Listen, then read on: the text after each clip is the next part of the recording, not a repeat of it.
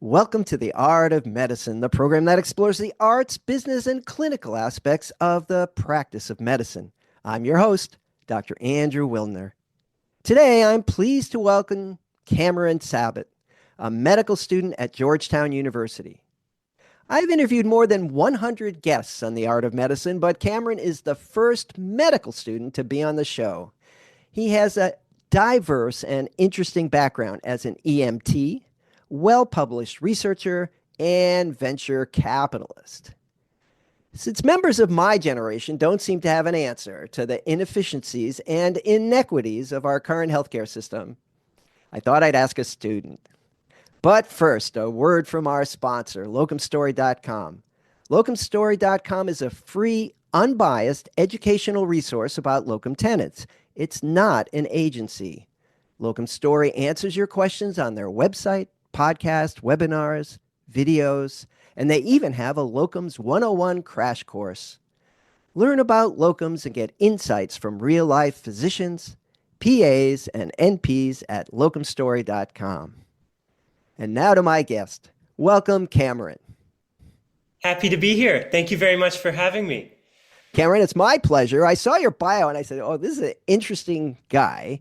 And I know you have a particular interest in sort of the healthcare world and how things can work better. So that's a hot topic. In fact, our last episode, I talked with a former congressman and who has a company that is working to sort of provide better, more efficient, lower cost healthcare to millions of people. Everyone is struggling to find solutions. So before we get to that, let's find out how you got to where you are. What's your medical background? Certainly. So as you mentioned earlier, I started out as an EMT back in Philadelphia. And what's fascinating about that is that you're seriously on the front lines of healthcare. You know, they talk about doctors being on the front lines, and yes, they are. But EMTs actually go into the communities, and we're walking into houses to pick people up, and bringing people to dialysis centers and seeing the real world impacts of the diseases that we write about. And so I then began writing as a journalist, and this was during the COVID pandemic.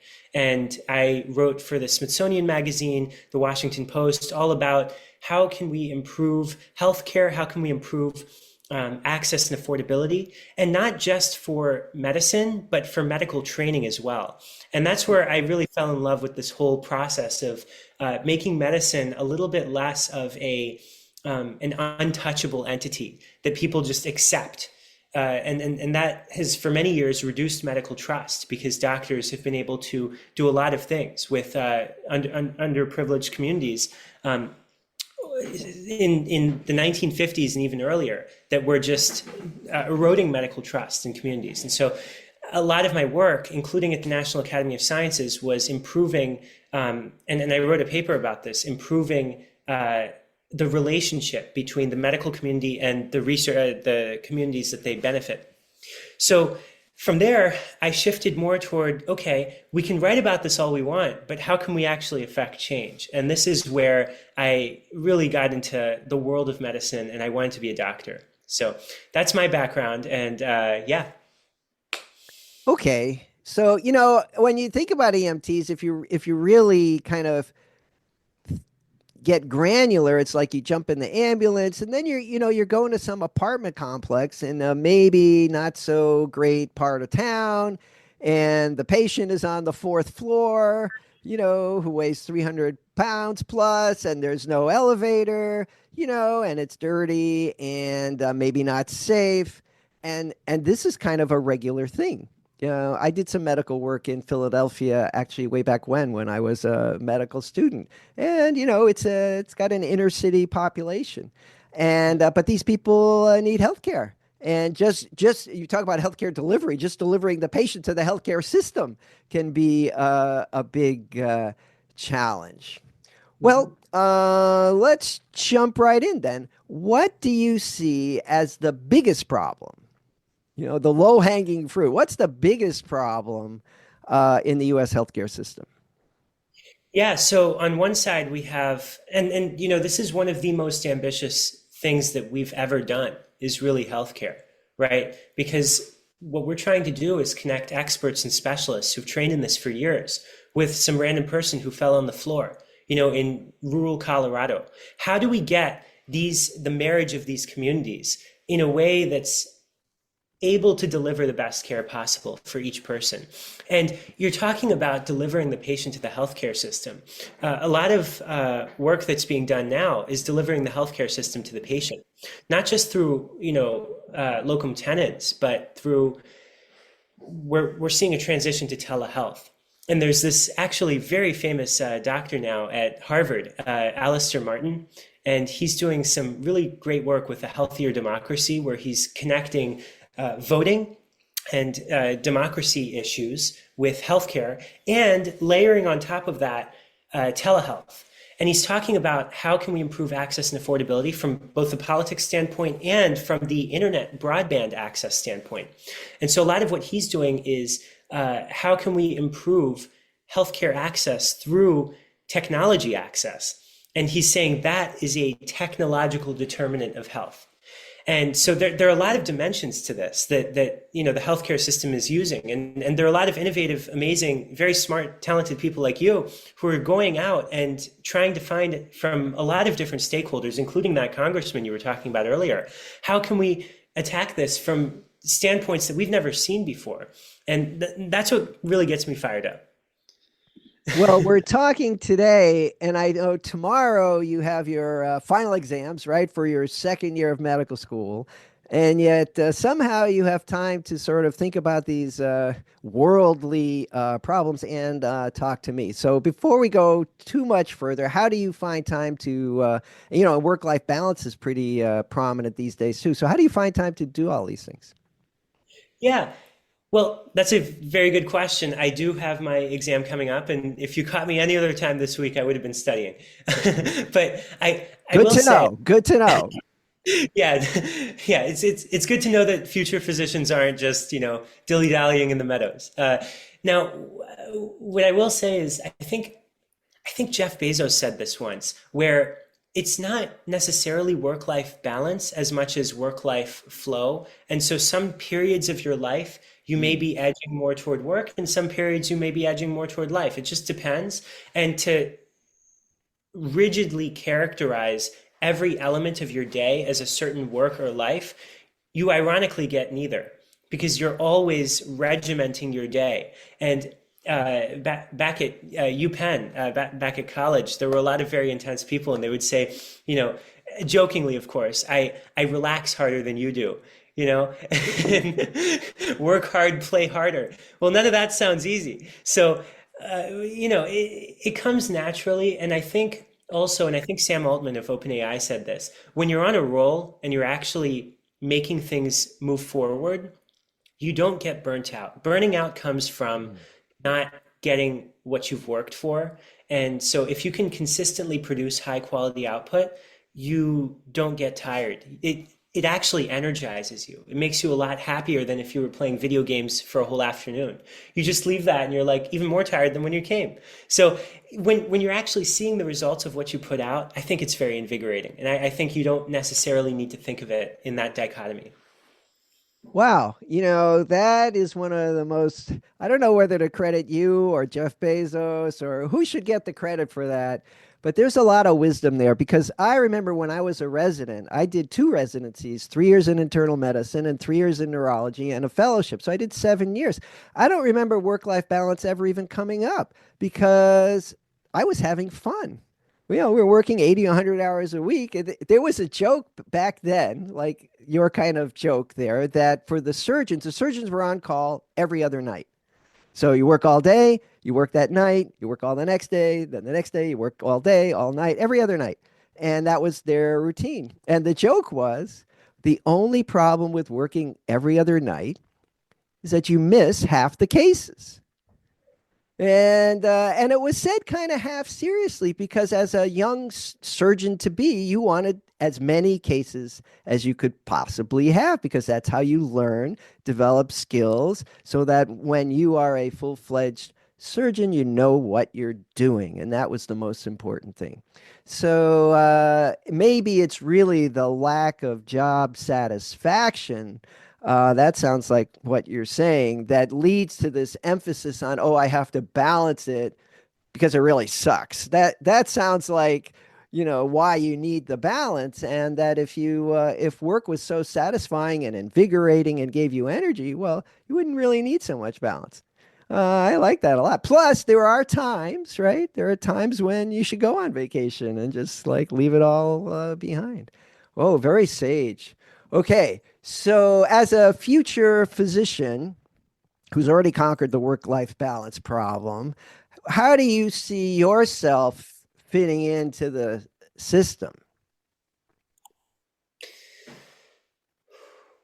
That's a very good question. So, uh, now, do you say in terms of what specialty I want to choose or what I want to do in my long-term Yeah, well, goals? just broadly, I mean, do you want to be a neurosurgeon and tinker with the brain, or do you see yourself getting a master's in public health and doing public policy and working at the CDC or being the next Surgeon General? Do you have an idea which direction this is going?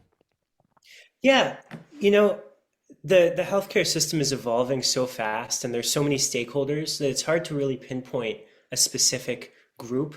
And so I want to follow this path and see. So far, I've noticed that a lot of the fastest breakthroughs occur not even just in entrepreneurship, but specifically venture capital. And the reason I say this is early on in your career, and I'm speaking to anyone in the audience who's in my shoes right now as a medical student, early on in your career, the goal is to kind of inspire yourself by meeting as many people as possible. And the way I've found out that you can do this is both through journalism and through venture capital. So I first want to talk about journalism because these are both paths I want to take in the future to affect change. Because I've noticed that when I write an editorial and it lands in Time Magazine, for instance, I wrote a piece on Gaza and it ended up in Time Magazine. I was like, wow, thousands of, maybe millions of people are reading this. And when I publish a research paper, unless it is of sufficient global magnitude and attacks a big enough global problem, if I just find something interesting and write about it, it's less likely to make it in the top area because it's not a personal opinion. It's not as engaging for an audience and it's a little more detached, right? When you do journalism, the whole goal is to put it in front of people. That's how you're rewarded. I mean, when you get an honorarium, that's how you're rewarded. So you connect with people. And when you connect with people, you can affect change. And you put seeds in people's heads on different ideas. And so what I've started to do is, with journalism during the COVID pandemic, I interviewed a lot of experts on vaccines and other things for the Smithsonian. And I was able to see, how do they think? At the highest levels of administration, how do these people think about these problems? And in a very systematic way. And what are when you see a leader and they're a public health leader and you say, oh, that was a terrible decision. Well, yeah, that was in retrospect. But when they talk to you about all the steps that led to that rationale, it may seem like the best possible idea given the circumstances. And so when I'm in my journalist pose, I get to meet a lot of people. I get to see all the stakeholders. And when I'm in the venture capital pose, I see the effectors of that change, not just the regulators, but the doers. And it's fascinating to see what the front line of innovation looks like in any given field. And in venture capital, you become somewhat of a generalist because if you subspecialize too much, you miss out on some other opportunities, brilliant opportunities in medicine. So that's the amazing part about venture capital is I've met some fascinating people, including one oncology startup that's trying to automate some of the decisions to reduce the burden of the cognitive load on a lot of oncologists. So there is a lot of movement going on in those two spaces, and I highly encourage anyone who's in medicine to check out those fields and consider it as an add-on to their own career as a physician. I'm going to be a little contrary here. The venture capital, has a reputation of going out and buying medical groups and then cutting resources with their only goal of being profit rather than improving what's going on. There may be some efficiency kind of attitude, but it's to serve the bottom line rather than to serve the patient. At least this is certainly going on in certain areas. So I think that might be the downside of an economic approach. Comment? Yes, yes. And I was just about to request a comment for that. So I've noticed also that when I speak about venture capital in medical communities, people typically have a similar response. What I'll say to that is venture capital is not private equity. And this is something that I think is really important to dichotomize here. Private equity is a late stage mergers and acquisitions, buyouts, these large groups trying to buy out different physician practices. That's private equity. Venture capital is this guy who graduated college, all of a sudden wants to start a company, and he sees an inefficiency. And I'll give you an example. Mark Cuban. Granted, he is a billionaire, but when he looked at the pharmacy benefit managers here in the US, he said, I want to disrupt that industry. And venture capital is fundamentally a competitive industry, and private equity is fundamentally a monopolistic industry. And so when you're adding on that layer of competition, you're breaking down a lot of the monopolies that exist. For instance, with pharmacy benefit managers, they're just raising the prices for all these drugs and just sapping the dollars out of the healthcare system, versus Mark Cuban, who's developed the cost plus pharmacy, where he eliminates the middleman entirely. And he's cutting down the prices of these drugs by like 32x. The minute you introduce competition is the minute you reduce prices. And fundamentally, that is a positive for the consumer. So I would say it's the exact opposite, in fact, of private equity in that respect. Well, that's very helpful. I learned something. So venture capital is some guy loaning Steve Jobs in his garage, $1,000 so he can develop his company. And private equity, as you say, is a late stage, whole different operation. I think those of us that aren't too financially sophisticated may not have realized the difference. So that's very, very helpful. And I agree in my discussion with Mr. Andrews, the former congressman, we talked about there are too many people in the middle. And that sounds like what Mark Cuban visualized also.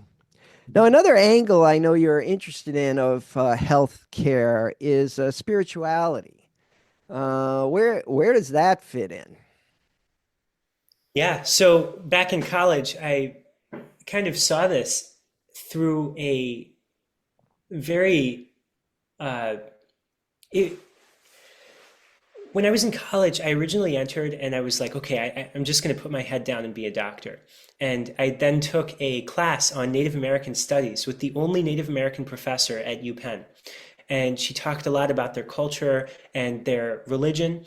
And underpinning the religion part is the epistemic values, the underpinnings of their societies. And they're no monolith. They're many, many cultures, and they believe in so many different things across the US. And what happened is she walked us through step by step in this graduate course all of the different decisions that the healthcare system made throughout time, and how that may have influenced the relationship between certain Native American communities and American medicine. And it got to the point where there was a Crow Nation tribal member who entered a hospital system, and he was having a heart attack, and he just fell on the floor and he said, I would rather die than get treated by you, because you guys are the colonizers, get out. And, this was a moment where I realized, wow, the healthcare system really hasn't taken into account a lot of the belief systems that a lot of other people have. And that ties in with cultural values, and that ties in with end-of-life care.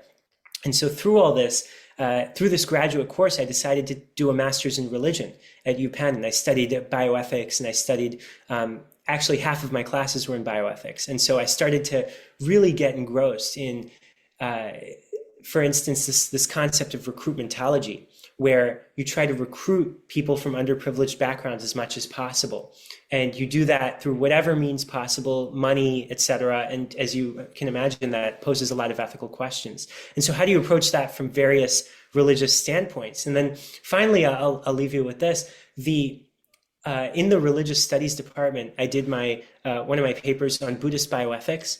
And we were talking about how in a lot of these healthcare systems, there are chaplains, but there are no experts on, dedicated experts to Buddhism, for instance.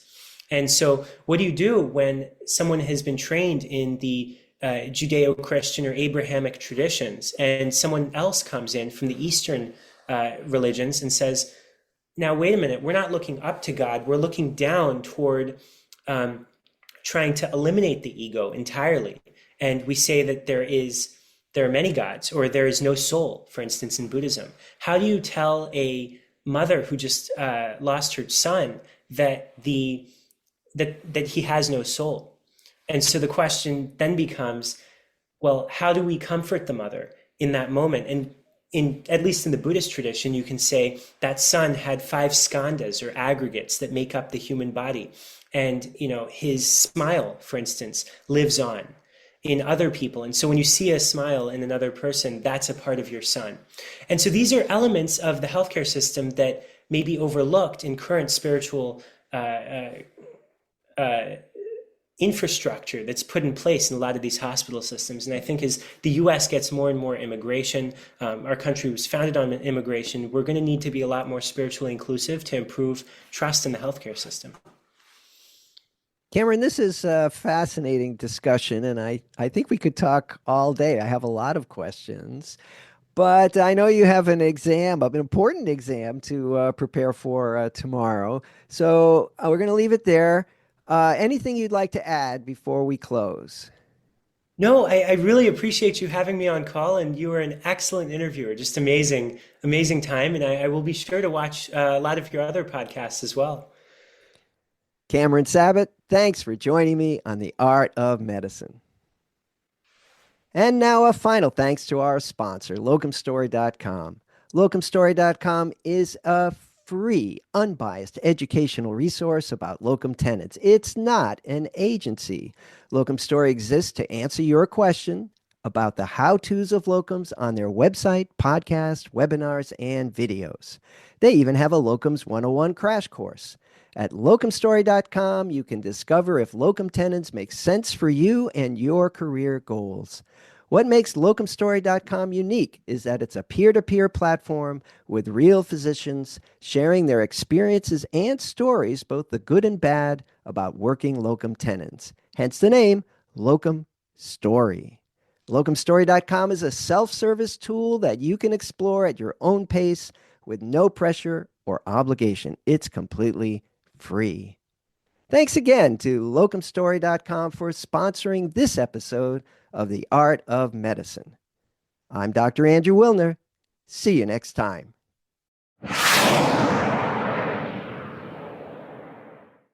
This program is hosted, edited, and produced by Andrew Wilner, MD, FACP, FAAN. Guests receive no financial compensation for their appearance on The Art of Medicine.